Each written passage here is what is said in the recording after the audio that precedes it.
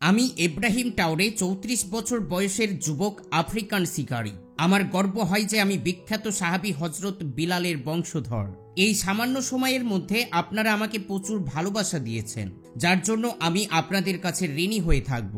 যেহেতু আপনি আমাকে ভালোবেসেছেন, সেই জন্য আপনাদের সামনে পশ্চিমা বিশ্ব এবং তার পাঁচাটা মিডিয়ার উদ্দেশ্যে কিছু জরুরি কথা বলতে চাই। আপনারা আমার কথাগুলোকে শেষ পর্যন্ত মনোযোগ দিয়ে শুনবেন। হে পশ্চিমা বিশ্বের পাঁচাটা মিডিয়ারা, আমি তোমাদের সকলকে দেখেছি। আমি প্রতিটি মিথ্যার হিসেব রেখেছি, আমি প্রতিটি বিবৃতিকে লিখে রেখেছি। আমি ইব্রাহিম টাওরে, আজ আমি তোমাদের সত্যিকারের মুখোশ উন্মোচন করে দেব। হ্যাঁ, তোমরা ঠিকই শুনেছ। আমি, যাকে তোমরা তরুণ সামরিক হান্টার লিডার বলো, যাকে তোমরা বিপজ্জনক উগ্রপন্থী হিসেবে চিহ্নিত করো, যাকে তোমরা পশ্চিমা বিরোধীর স্বৈরাচার হিসেবে তুলে ধরো, আমি তোমাদের এখন সম্পূর্ণ সত্য বলছি। আর এবার তোমরা মাইক্রোফোনকে বন্ধ করতে পারবে না, আর না তোমাদের ক্যামেরাকে সরাতে পারবে, আর না তোমাদের সম্পাদকরা এই ভাষণকে কাটতে পারবে। কারণ তোমরা যে বিশ্বে একচেটিয়া অধিপতিত্ব করতে, তার আর কোনো অস্তিত্ব নেই। লক্ষ লক্ষ মানুষ এখন কথাগুলোকে মনোযোগ দিয়ে শুনবে, তোমাদের ফিল্টার ছাড়াই, তোমাদের বিবৃতির শিকার না হয়ে, তোমাদের মিথ্যার দ্বারা কলুষিত না হয়ে। আমার বয়স ৩৪ বছর। আমার জীবনের প্রতিটি দিন আমি তোমাদের মিথ্যাচারের মধ্যে দিয়ে পার হয়েছি। ছোটবেলায় টেলিভিশনে আফ্রিকাকে দেখতাম, সবসময় একই ছবি। শিশুদের আশেপাশে মাছি ঘুরছে, শুকনো জমি, অস্ত্র এবং মৃত্যু। আর এটাই হলো আফ্রিকা, যা তোমরা আমাদের বলতে। আফ্রিকাকে এইভাবেই দেখানো হতো, আর আমরা তাই বিশ্বাসও করতাম। আমরা আমাদের নিজেদের জন্য লজ্জিত ছিলাম, আমরা আমাদের নিজেদের ভূমি, নিজেদের মানুষের জন্য লজ্জিত ছিলাম। কিন্তু তারপর আমি বড় হলাম, আমি পড়েছি, গবেষণা করেছি এবং প্রশ্ন করেছি। বুঝতে পেরেছি যে তোমরা যেই আফ্রিকাকে আমাদের দেখিয়েছ তা বাস্তব নয়। তোমরা যেই গল্প আমাদের শুনিয়েছ তা ছিল মিথ্যা।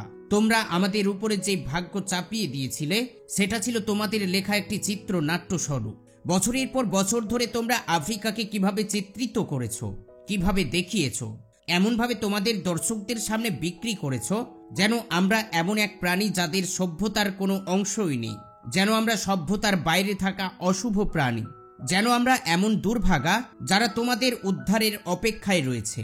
প্রতিদিন, প্রতি ঘন্টা, প্রতি মিনিটে একই গল্প তোমাদের পর্দায় চলতে থাকতো। ক্ষুধা, যুদ্ধ, রোগ, দুর্নীতি, সন্ত্রাস, বিশৃঙ্খলা। আফ্রিকার নাম শুনলেই শুধুমাত্র এই শব্দগুলোর নাম আসে। তোমাদের আফ্রিকার অভিধানে অন্য কোনো শব্দই নেই, কোনো আশা নেই, কোনো সফলতা নেই, কোনো উন্নয়ন নেই, কোনো প্রতিরোধ নেই, কোনো সম্মান নেই, কোনো গর্ব নেই, আর না কোনো বিজয় আছে। তাই আমি তোমাদের জিজ্ঞাসা করতে চাইছি, new York Times, Washington post, guardian, তোমরা কি কখনো আফ্রিকার সাফল্যকে তোমাদের শিরোনামে রেখেছো?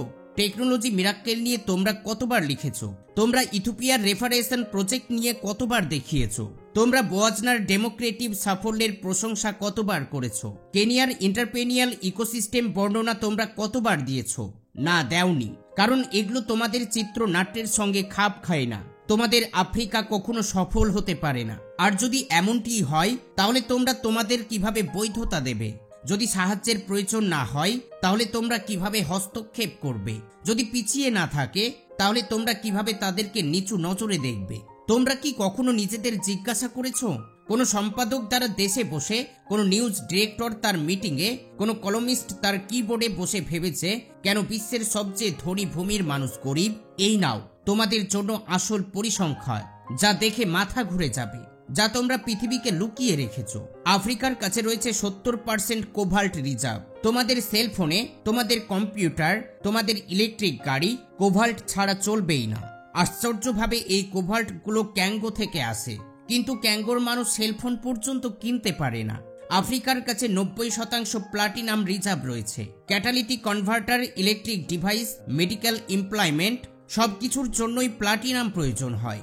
এই প্লাটিনাম দক্ষিণ আফ্রিকা থেকে আসে, কিন্তু দক্ষিণ আফ্রিকার মানুষ বেকারত্বের চাপে পিষ্ট। আমেরিকা বিশ্বের 30% নৌ উৎপাদনে সরবরাহ করে। মালি, বুর্কিনা ফ্যাসো, ঘানা, তানজানিয়া, আমাদের ভূমি থেকে নদীর স্রোতের মতো সোনা প্রবাহিত হয়, কিন্তু আমাদের দেশের মানুষরা দরিদ্রের সাঁতার কাটে। আফ্রিকা বিশ্বের 65% হীরা উৎপাদন এবং সরবরাহ করে।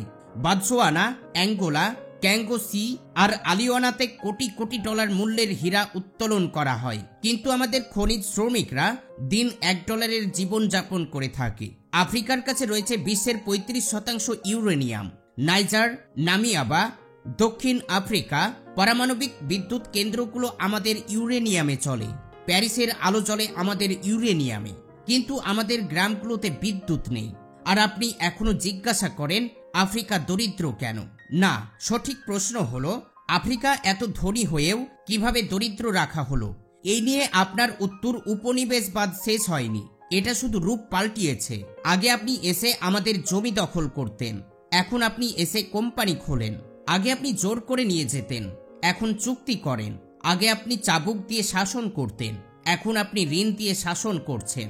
আমি আপনাকে বাস্তব উদাহরণ দিই, সংখ্যা নামশালা সহ, কিন্তু আপনি এগুলো কখনোই লিখবেন না। গ্লেনকর সুইজারল্যান্ড ভিত্তিক খনির দ্বৈতকম্ব থেকে কোবাল উত্তোলন করা হয়।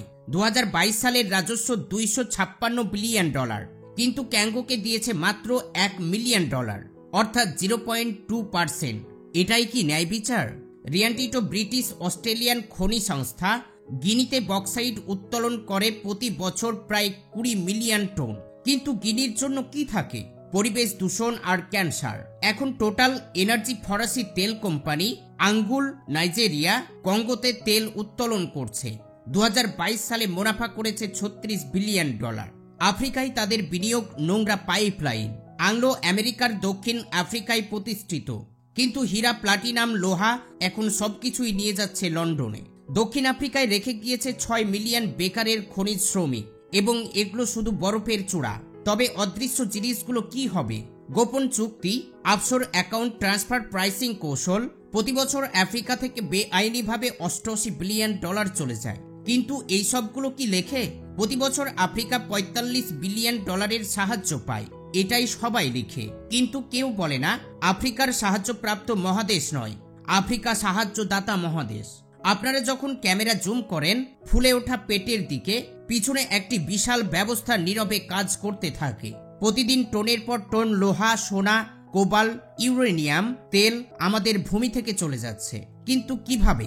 এই হলো সেই ব্যবস্থা।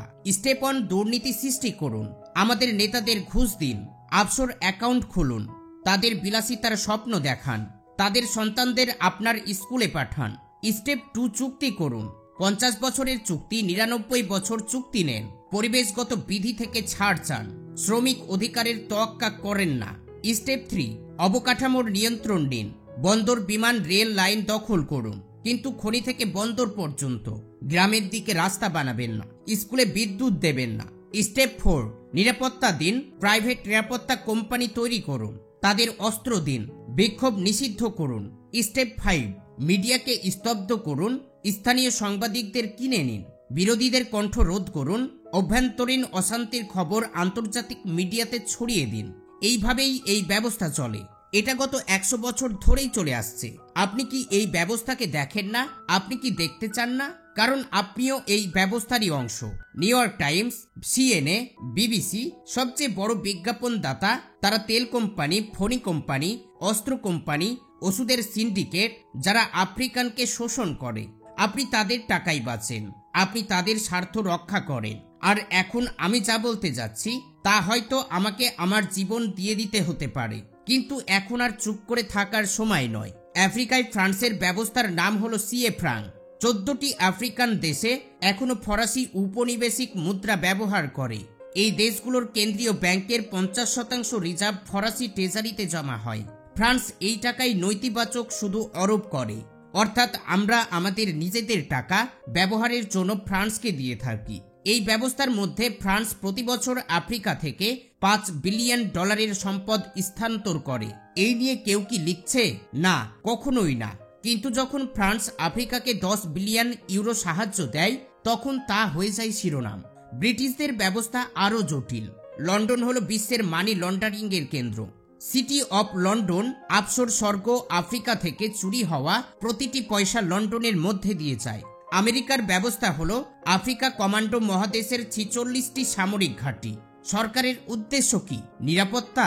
আসল উদ্দেশ্য সম্পদের নিয়ন্ত্রণ। প্রতিদিন আমাদের আকাশে ড্রোন ওড়ে, সর্বত্র শ্রাবণ যন্ত্র। এতে তারা বলে সন্ত্রাসবাদের বিরুদ্ধে যুদ্ধ হচ্ছে, কিন্তু টার্গেট সন্ত্রাসীরা নয়, টার্গেট জনগণের। চায়না হলো এখন নতুন খেলোয়াড়। তারা বলে যে উইন উইন, তার জন্য তারা অবকাঠামো তৈরি করে ঋণ দেয়, কিন্তু বিনিময়ে কি চাই? 99 বছরের বন্দর, ইজারা খনির অধিকার, কৃষি জমি, ঋণের ফাঁদ, কূটনীতি। শ্রীলঙ্কাকে জিজ্ঞাসা করুন, জাম্বিয়াকে জিজ্ঞাসা করুন। আর আপনি এইসব কিছু লেখেন না কেন? কারণ আপনি স্বাধীন সংবাদ মাধ্যম নন, আপনি কর্পোরেট সংবাদ মাধ্যম। আপনার মালিকেরা হলো billionaire. Jeff Bezos Washington post কিনেছেন কেন? সে কি সাংবাদিকতা ভালোবাসেন? মিডিয়া সাম্রাজ্য Fox news, Wall Street journal, the sun, the Times, সবাই একই হাতের মালিকাধীন, সবাই একই বার্তা দেয়। পশ্চিমারা ভালো, অন্যরা খারাপ। যারা যারা আমার এই কথাগুলোকে শুনছেন তারা এটা মনে রাখবেন, হয়তো এর জন্য আমার প্রাণও যেতে পারে। কারণ এর আগে মুসলিম বিশ্বের বড় বড় নেতা সামনে এসেছিল, পশ্চিমা শক্তির বিরুদ্ধে দাঁড়িয়েছিল, কিন্তু তাদের শেষ পরিণতি খুব ভয়ঙ্কর হয়েছিল। তাই আপনারা আমার জন্য দোয়া করবেন, আমি যেন আরো সামনে এগিয়ে যেতে পারি।